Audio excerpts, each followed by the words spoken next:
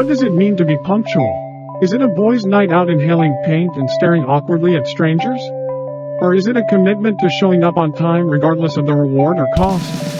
Hi, I'm first name last name, and when I arrive on time to appointments, I do it in style. After our last episode, I had to lay low because Philip PP face framed me for 5 million accounts of jaywalking after refusing to compliment him on his urination abilities on set. Since then, I have had time to introspect on what I value in life, and how I could cultivate that in the show when it returns. It turns out, I value arriving on time to appointments. So with the extra free time I acquired in the show's temporary hiatus, I started arranging appointments for myself to attend. My first appointment was with a marriage counselor.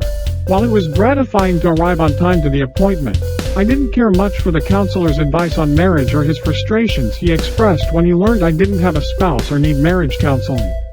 So to maximize the portion of attending appointments I found intrinsically enjoyable, that being the first 9 seconds after arriving on time, I started arriving at my appointments for only 9 seconds before canceling and immediately rescheduling more appointments at the reception.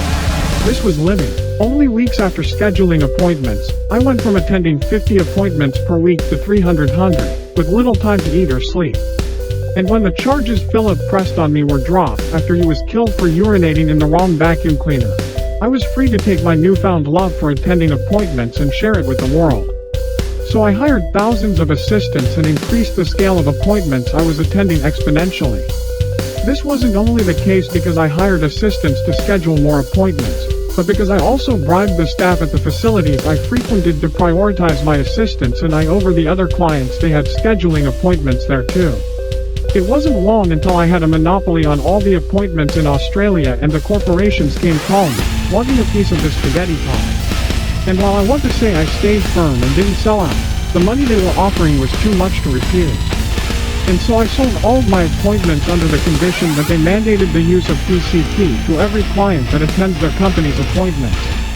And since I like smoking PCP, I hired my assistants again and started attending all of the appointments I sold to the corporation. So once again I had a monopoly of all the appointments in the country, but this time with a steady supply of PCP too. That was until a PCP epidemic broke out, which then caused the government to file a lawsuit against the corporation who owned these appointments for mandating their clients to take an illicit substance to do business with them. All the responsible board members from this corporation died in prison, and I took up a new hobby, bird watching in the Amazon rainforest. Thanks for watching.